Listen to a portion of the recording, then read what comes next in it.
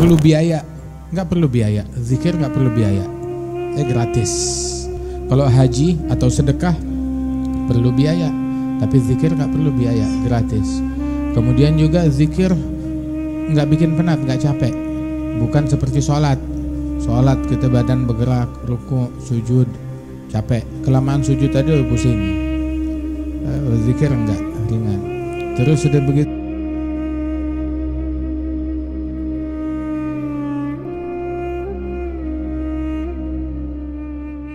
Sayyidah Aisyah bilang, Rasul kan yadhkurullah ta'ala ala kulli ahyanih, zikir kepada Allah Ta'ala tiap saat, tiap waktu.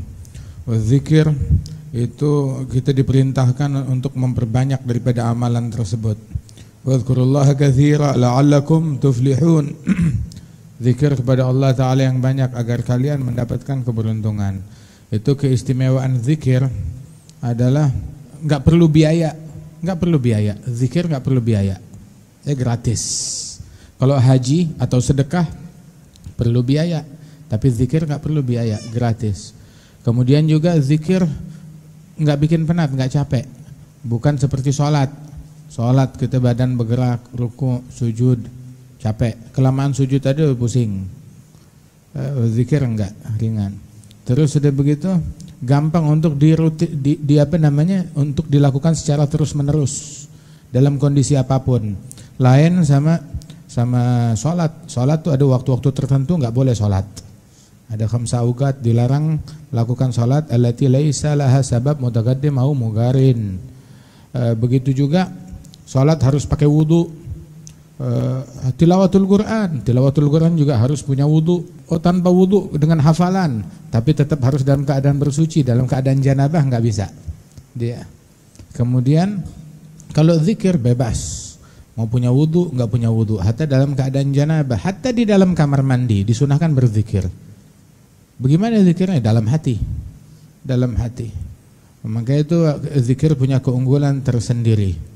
Dalam kamar mandi atau dalam hubungan suami istri, hatta waktu istinja zikir, lakin biqalbih, dengan hatinya dia. Sebagaimana diajarkan, disampaikan oleh para ulama dari hadis Nabi SAW.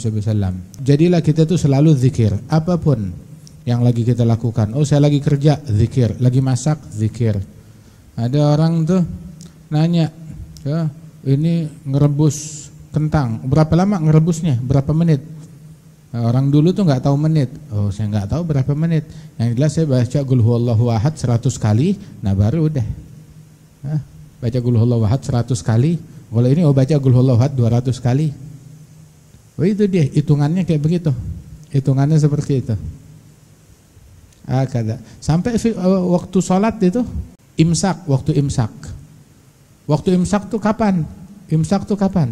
Kalau kita imsak 10 menit atau 15 menit sebelum adzan subuh. Kalau dulu, zaman dulu sahabat bilang, lah imsak tuh sebelum adzan subuh kadar 50 ayat.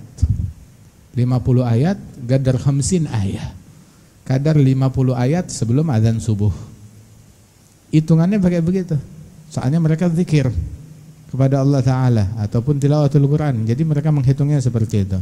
Lazimkan zikir apapun kesibukan kita.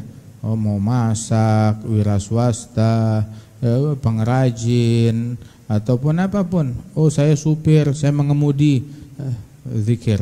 Lazimkan zikir tiap saat, baik dengan hatimu, dengan lisanmu sebisa mungkin.